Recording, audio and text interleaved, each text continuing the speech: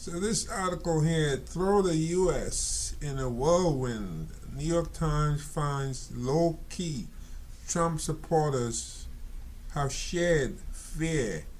And I think last night I read this article, and I think I found one of the most saddest or disgraceful comment coming from somebody who lives here in Brooklyn. He's only 20 years old, so chances are he probably was born here, went to school here.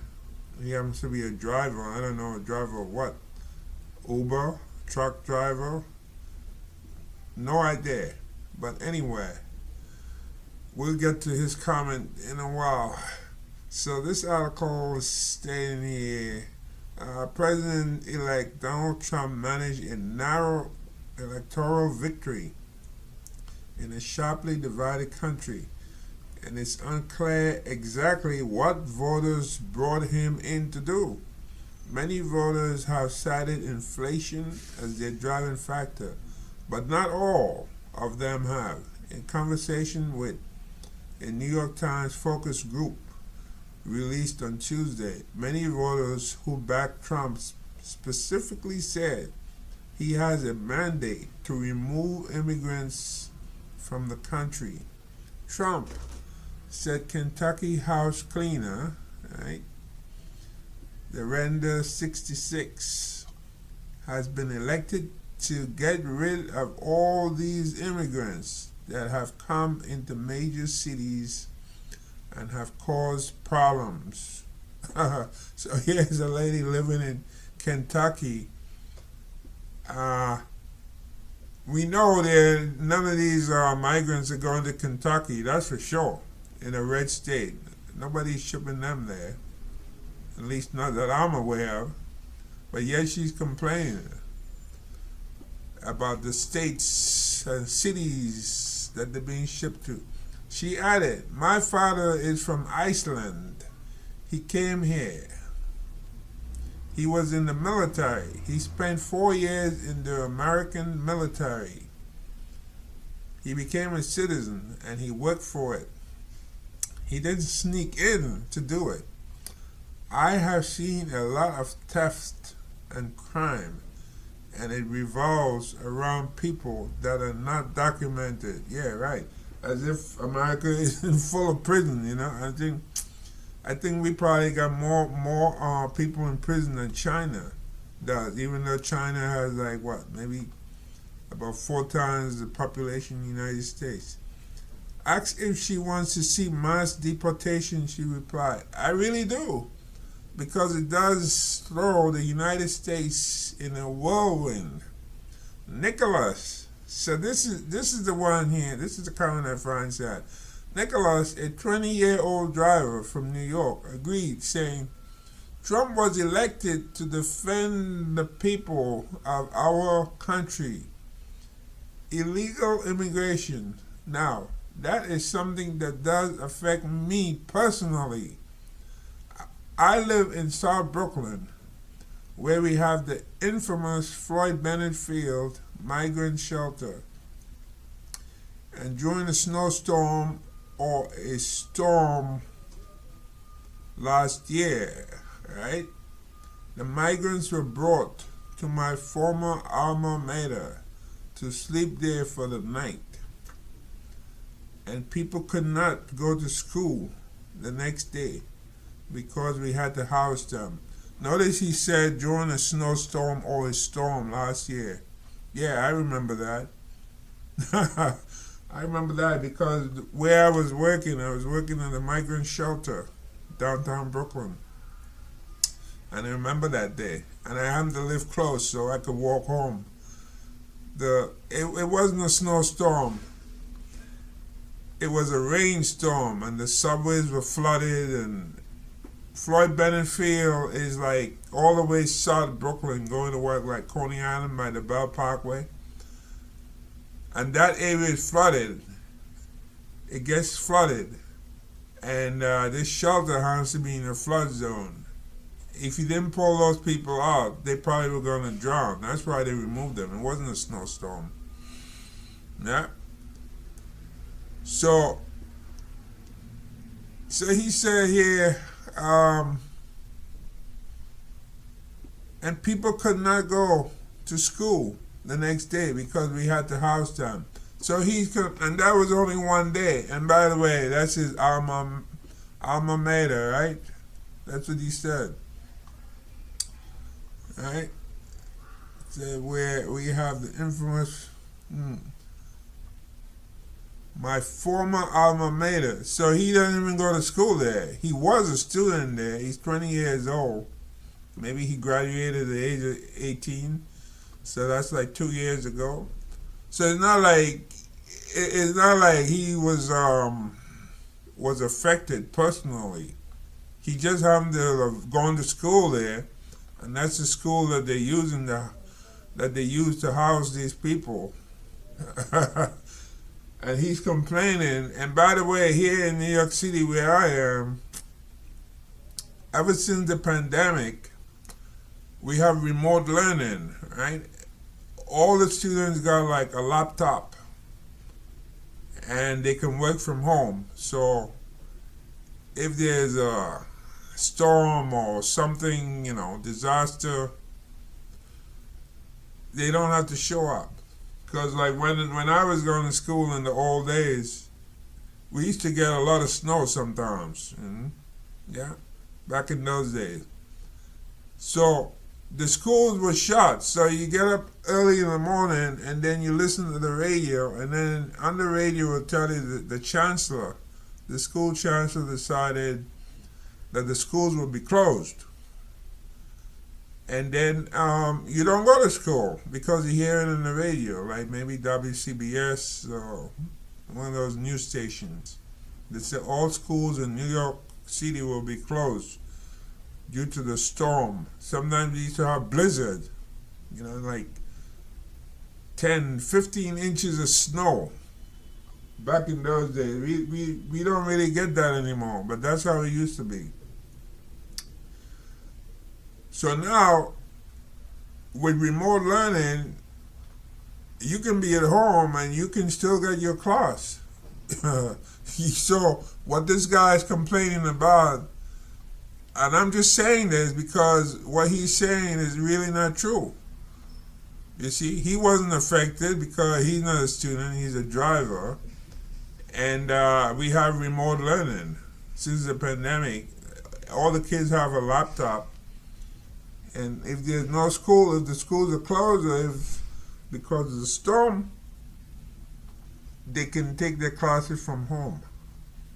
So then there's Kathy, a 57-year-old property manager from Ohio, took it a step further, saying she also had a problem with legal immigration.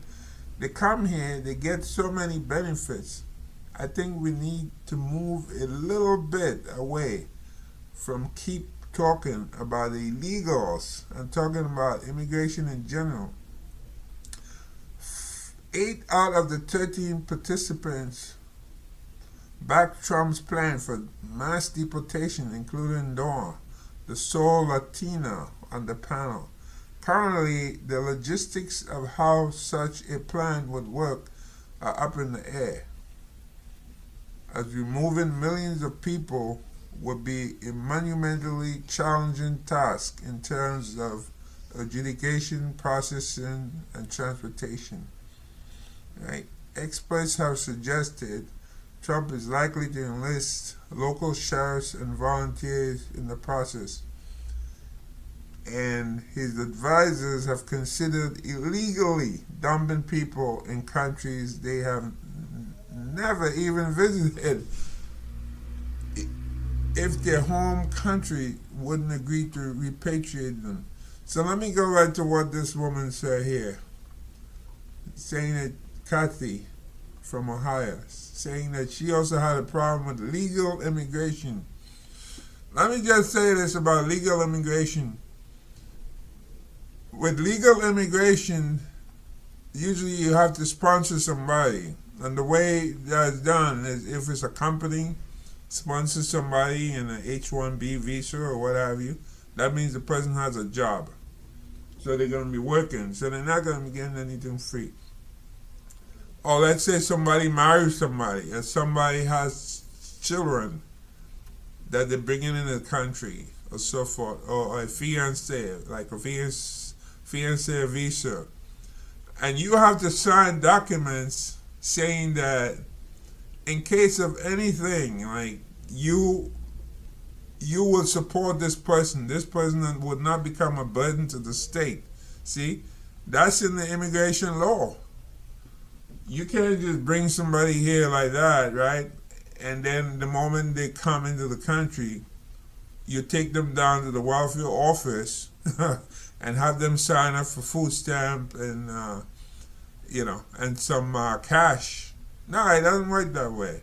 If you sponsor somebody and bring them in, like if you have a wife or husband, kids, or what have you, you have to provide documents showing that you have a certain amount of money in the bank, that you're working, and you're financially responsible for them up to a certain time. Now with the migrants, that's a different story.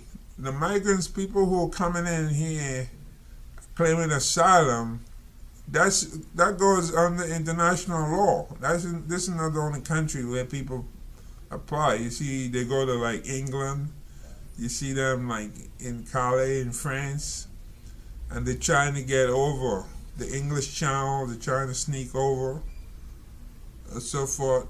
The thing with that is that if you're applying for asylum under international law, you're supposed to provide food and so forth and a place to stay for that person, so until they become stable.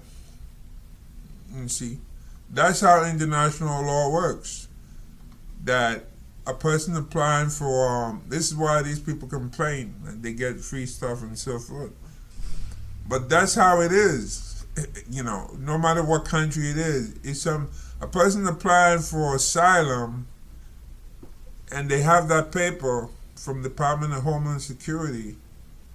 They're not really an illegal alien. I mean, I see it used over and over. People say, well, these are illegal aliens. No, you're not.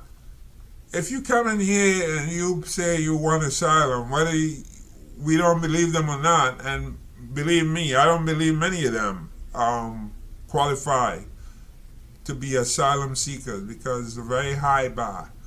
You might have like what they call credible fear and so forth. You cannot be an economic migrant, someone who's coming here because you don't have a job, you can't take care of your family, your crops are not growing. Those reasons don't qualify you for asylum. You have to have a credible fear. The government is out to get you. The government arrests you for political speech, religious speech. Those are the qualifications that you can argue when you get to court before a judge. And you got to provide documentation, like maybe from the news showing you were arrested or you were sentenced, stuff like that. And then maybe you have to be able to pass that bar. But about 70% of people, or probably a little higher, who claim asylum, they will be rejected. That's the way it works. Unfortunately, the U.S. government needs to pass a law, which they didn't, that raised the bar so that when people reach the border and they claim an asylum, it has to be a higher bar. You just can't say, oh, I fear for my life. These gangs, they want to take my son. They want to have him join the gang and so forth.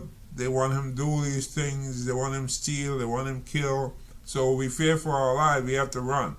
You got to show proof. You just can't come in and say that you fear for your life, So that's the way it is. So these people who make these comments, they have no idea what they're talking about. And like I said, if you're a legal immigrant and you come in and somebody petition for you, that person is responsible for you up to a certain time. They can't take you down to the welfare office as soon as you get off the plane to claim welfare or benefits or what have you. No, it doesn't work that way. And the people who are really illegal aliens that these people talk about when they say illegal alien, an illegal alien is somebody who is really illegal, who's not claiming asylum, who's coming in the country, he doesn't even waste his time going to Border Patrol and saying, I want amnesty.